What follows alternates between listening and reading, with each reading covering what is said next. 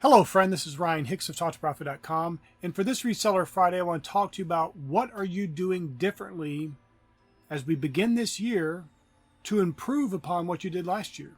Many people are going into this year, and I'm not one of those people who's for New Year's resolutions or any of these things where there's some sort of timetable before you start actually doing something better. You should just do it immediately.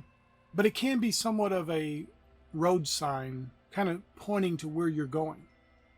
Are you doing the same things you were doing last year? You have the same niche. You're not even considering other products. You have the same sourcing channels. You haven't diversified them. So you're only going to thrift stores when maybe you could be considering estate sales, even online auctions, wholesale suppliers, get some partnerships directly with brands, even local churches that have extra clothing that they can't donate anywhere. Maybe they want to sell them to you. You need to be thinking, as the old saying is, outside the box.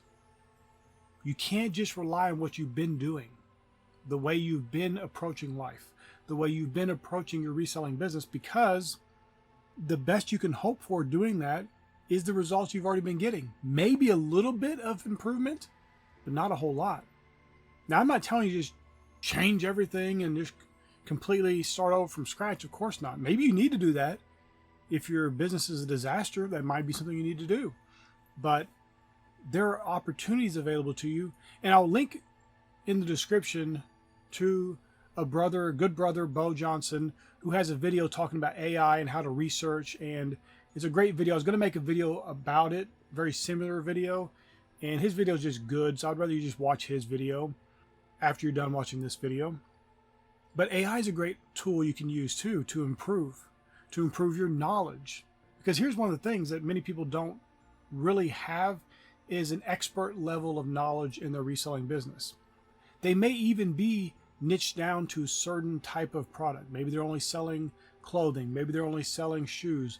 Maybe they're only selling books. But they're not really experts in that. And the issue is, if you don't have knowledge, you can easily miss opportunities that are available to you. And I've given this story a number of times. This happened a number of times with other people even, where I've met resellers at stores who wanted help reselling, and I let them go through the store, pick the things they think. We talk about whether these things are good or not, and then I go through the store and just load up my cart full of stuff. And we go through, why did I pick this? Well, here's the dollar amount. But you didn't look it up. Yeah, I didn't look it up. The reason why I didn't look it up is because I know I've sold this item 20 times. I know about what it's worth. Obviously, if I sold it 2 weeks ago, the price could have went down, it could have went up. But I have a generic idea that it's worth at least what I'm paying for it, and actually it's worth a lot more. But that comes through learning, growing, improving my knowledge of the items I'm selling and the potential items I might be buying to resell. Something you might consider, and you might have been warned away from doing this, you might consider cross-listing. I know people have been talking for years about how you shouldn't cross-list and blah, blah, blah. And the reason why, and I even discouraged people at some point, because realistically the software was not good. There's good software now that removes the biggest problem that there was or used to be with cross-listing, which was, let's say you have one item and it's for sale on eBay, and you cross-list it to Mercari and to Poshmark and to Depop. Everything's good. It sells on Depop. Great. Got a great sell. But you're asleep while it happens. You're just snoozling away, having some dreams, everything's great and everything's good in the world. Meanwhile, that item just sold on Depop, a few hours later, sells on eBay. Maybe it also sells on Poshmark. Let's go for a trifecta. Oh no, you've now sold one item that you had, the one item, 3 times. That's obviously going to provide a bad customer experience when you have to cancel orders. It's just not good. And what happens is many people were getting behind, like, okay, I gotta go back into Poshmark and eBay in Mercari and remove this item so it doesn't sell because I've already sold it on Depop, and it was just a big mess. And many people were spending all day long removing items that they were selling, which is a good issue to have. The problem is the bunch of time's wasted. Well, most of the good software, there may be some cross-listing software that still does not remove items that have been sold, but the good cross-listing software today will actually remove an item that is sold on one platform. It will remove it from the rest of the platforms so it doesn't have a double sale. Maybe you need to consider cross-listing now that that major problem, which is a big hurdle and a big potential issue, is out of the way. I'm not telling you to cross-list. You can do whatever you want. Most people should be focused on one platform and just getting great at that platform before they ever even consider going and cross-listing to some other platform. The last thing you want to do is just spread your mediocrity across 3 or 4 platforms. Get good at what you're doing on one platform first, and then you can start working your way into others. But it is something to consider. If you're very good already on eBay, for example, maybe you consider selling on Poshmark and Depop and Mercari and other marketplaces as they come about. It's something to consider. And I should add a shameless plug here for my journal and planner, the Success and Prosperity Journal and Planner, because if you will use that, and it's very straightforward, but if you'll actually use it, not just use it one day and then skip a week and use it a couple days and 3 days off, if you actually use it every single day, you'll absolutely change your business for the better. Because many people are just kind of scattered, unplanned, and undisciplined in their business. The Success and Prosperity Journal and Planner will absolutely help you in that regard and help you to improve and become the great success you should be. So into that plug, what about one of the fundamentals of a reselling business? Taking photos. Have you considered your photo taking process?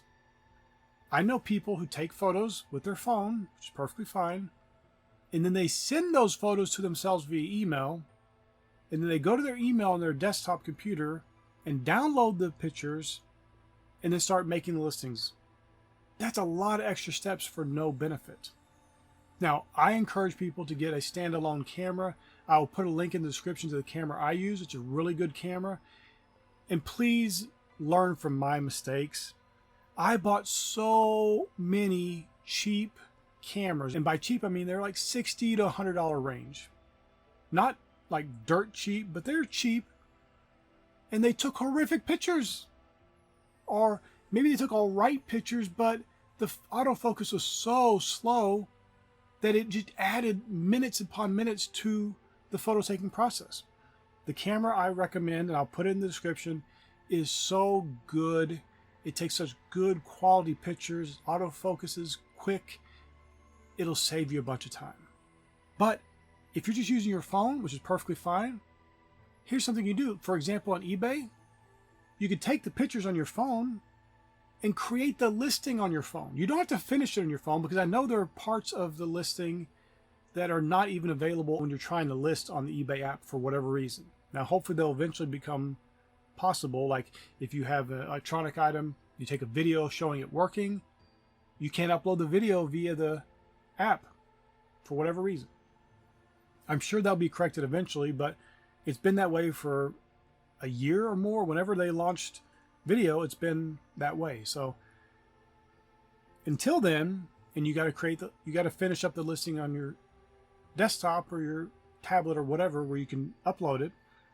The thing is, just use the eBay app to create the listing, to upload the images to the listing you're creating, the draft listing, via the app.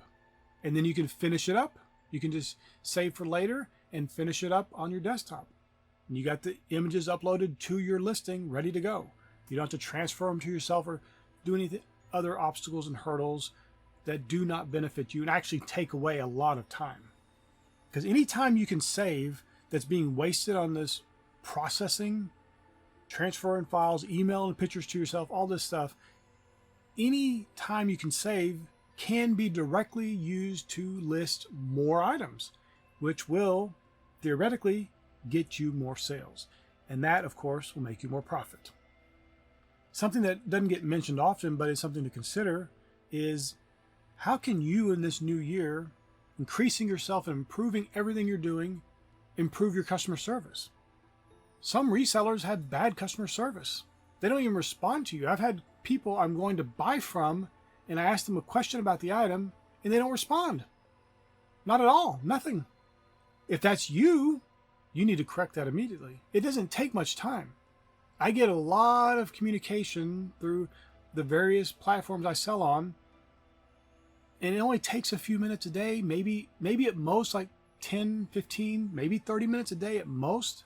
It doesn't even really take that long normally. Normally it's just a few minutes. Now, yes, are the questions sometimes things like, how long are these pants? Or what is the color of this? And it's something answered in your listing already. I understand that people go, well, I'm not going to answer that. Why would I respond to that? The thing is, first, the platforms track your responses and how quick you respond. So if you don't respond at all, it reflects poorly on you, and it might limit the amount of traffic you get to your items. But beyond that, sometimes those people, they already know the answer. They're just trying to see if you're a real person, you're really there, and how quick you are to respond. I've had people where I responded to them and explained, oh, yes, you can see that in the third picture, that it's this length. Oh, thank you. I just saw that, but I'm glad you responded so quick. I'm going to buy it right now. Sometimes people are just trying to see whether you're really there, whether you're really going to respond, if you're a good seller. Basically, they're testing you out. Is this person a good seller who's going to actually respond quickly, or are they going to ignore me? Because then if they ignore me on something very simple that they can answer immediately, if there's a problem, I can't expect them to give me a response then. They don't even answer me on simple things. So you push away customers by not responding. If you're not responding, or you take a long time to respond, let's improve that this year and have you provide a better customer experience so you will get more customers, make more sales, and make more profit. Now, I've just discussed a few things here, but they're all vitally important. I just want to encourage you that you can improve greatly this year. I don't care what happened last year. I don't care how great you did or how poorly you did. It doesn't matter.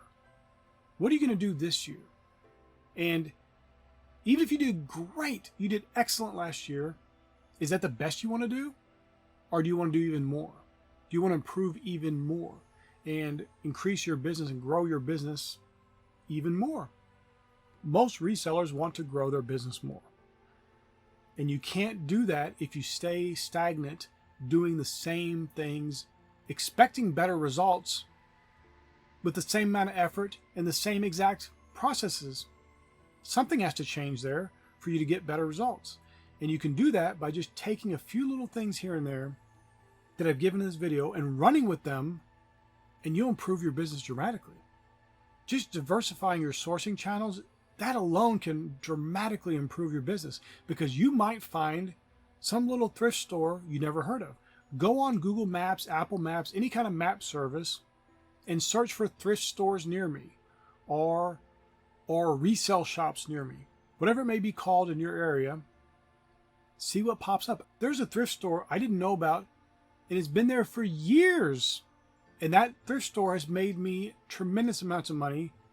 And I never knew about it until one reseller told me at a Goodwill, you ever go to this place?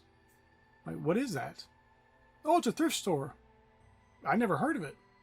So keep your eyes and ears open, but do search maps and just see if you find something you maybe didn't even know existed. There might be great profit there. And another thing that's very important, talk to those people.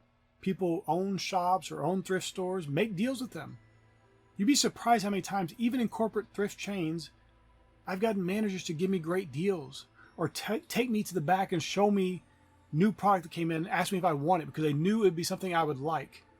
And they didn't want to hassle with pricing it or putting it out. They just, hey, we got all this stuff here. This looks like something you would buy. Are you interested in it? Those kind of things open up when you tell people what you do. Don't be ashamed to be a reseller. There's nothing wrong with being a reseller. You're doing a good service. You're taking products that would be donated or even thrown away in some cases, and you're adding value to them. And you're getting it into the hands of people who want that item and who will be blessed by it. So it's a good service. There's nothing to be ashamed of. There's nothing to hide and cower around, sneaking around a thrift store like you're doing something wrong. You're not. So I encourage you today, what steps can you take to becoming better? What steps can you take to doing even more than you did the year before? This is going to be a great year for you if you'll start making some changes. Not everything needs to be changed. You had a lot of great points, a lot of great things you did last year, but you can improve upon that and become greater and greater. My friend, I pray this is a blessing for you. May God bless you richly.